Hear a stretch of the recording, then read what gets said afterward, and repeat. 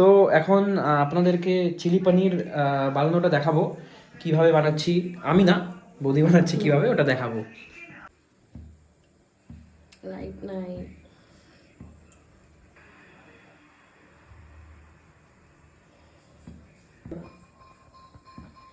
So এইটা পনিরটাকে আমি cube cube করে কেটে এর মধ্যে কর্নফ্লোর আর গোলমরিচ দিয়ে মাখিয়ে রেখেছি।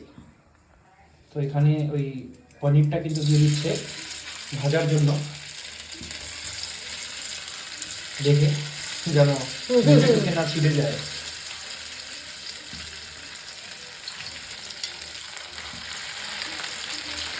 এটা এখন ভাজা হোক, একটু ভাজা হবে এটা, তাই না?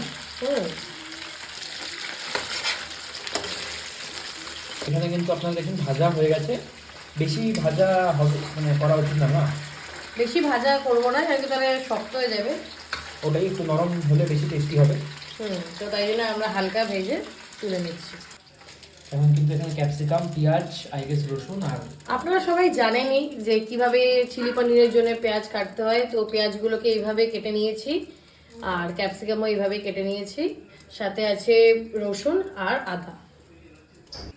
প্রথমে ক্যাপসিকাম দিয়ে দিব। সব কি আলাদা আলাদা করে ভাজা হবে না, একসাথেই হবে, কিন্তু ক্যাপসিকামটা আগে দেবো আর কি।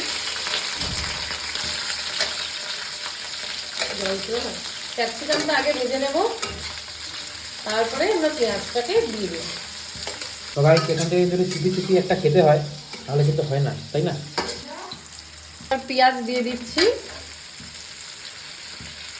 সাথে রসুনটা যে কুচো করে রেখেছিলাম, রসুন আর আদা, সেটাকেও দিয়ে দিব। তো আমরা পাহাড়ে ঘুরতে গেছিলাম, তো পাহাড়ে ঘুরতে গিয়ে ভাবলাম কেটে দাও, ঘুরতে গিয়ে এই যে পাহাড়ি লঙ্কার ডাললে নিয়ে এসেছি, তো এটাকে আমরা দিয়ে দেব। শুনেছি এটা নাকি খুব ঝাল হয়, তো লেটস সি কেমন ঝাল এটা। তো পেঁয়াজটা ভাজা ভাজা হয়ে এসছে, তো এবার আমি টমেটো সস যেটা আছে ওটা দিয়ে দিলাম, যেটা বাড়িতে বেসিক্যালি অ্যাভেলেবল ছিল। টমেটো কেচাপ যেটা হয় বা টমেটো সস, ওটাকে দিয়ে দিলাম লো ফ্লেমে। এর মধ্যে দেবো সোয়া সস। সোয়া সস আমি 1 চামচের মতো দেবো, 1 ঢাকনা আর কি। ঝাল হয়েছে, ডালে দেওয়া হয়েছে, সো চিলি সসটা একটু কমই দেবো। আর 1/2 চামচের মতো বা 1/2 ঢাকনের মতো ভিনিগার দেবো।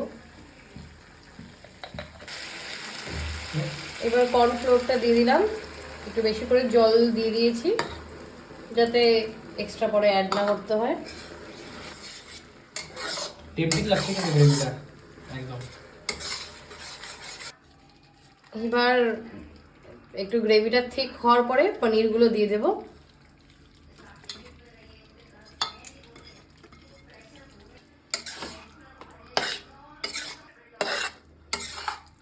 আই গেস রেডি না?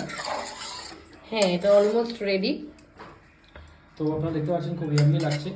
হয়তো একটু লাইটের জন্য বেশি মনে হচ্ছে, একটু লাইটটা যদি আমি সরিয়ে দিই, এখন রিয়েল কালারটা দেখতে হবে একদম, কিন্তু ইয়াম্মি কালার একদম।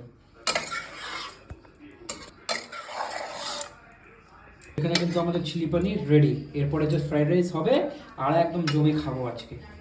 বাস হয়ে গেছে রেসিপি। এবার গোলমরিচ দিয়ে আমরা নামিয়ে নেব। এখান থেকে বেশি সুন্দর হতো না? তো এখন কিন্তু এখানে বানানো হবে কি জানো, শেজওয়ান সস। তো শেজওয়ান সস আপনারা কেনাও দিতে পারেন। তো যেহেতু আমাদের বাড়িতে নেই, তো আমার কাছে ডাললে ছিল, তো ওটা দিয়ে আমি শেজওয়ান সস বানিয়ে নেব। আর যেহেতু একটু ঝালঝালি হবে, তো আমি অন্য লঙ্কা ইউজ করছি না, আমি ডিরেক্টলি এই সসটা ইউজ করব। তো এর মধ্যে আমি বেসিক্যালি ডাললে লঙ্কা নিয়েছি, যেটা দিয়ে শেজওয়ান চাটনি হয়। দেন আমি রসুন দেব, আর তার সাথে দিয়ে দেবো লবণ। That's it. এটা পেস্ট করলি শেজওয়ান। হ্যাঁ, এটাকে আমি হচ্ছে অ্যাকচুয়ালি এই যে এটার মধ্যেই স্ম্যাশারটা দিয়ে স্ম্যাশ করে নিব। কিন্তু হয়ে গেছে আমাদের শেজওয়ান সস। না, আমি হাতে মধ্যে দেখে নেব। এই যে এখানে আছে গাজর, এখানে আছে মাশরুম, পনির, গার্লিক, পেঁয়াজ আর ক্যাপসিকাম। এগুলো সব মিক্স ফ্রাইড রাইসে যাবে। That is schezwan fried rice. একসাথেই ভাজা হবে? একসাথে না, এক এক করে ভাজা হবে। প্রথমে গাজরটাকে ভেজে নেব। ভেজে উঠিয়ে নিবে তারপর আবার আলাদা নাকি? মিক্স করেই ভাজবো, অত আমরা ওরকম করতে যাব না, বাট না কাটো।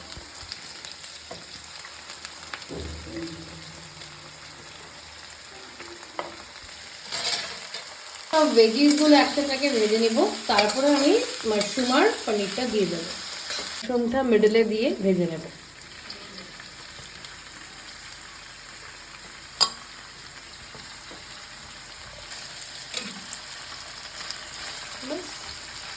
এই যে শেজওয়ান সসটা যেটা রেডি করে রেখেছিলাম ওটা দিয়ে দিব, দিয়ে রাইস দিলেই বাস রেডি।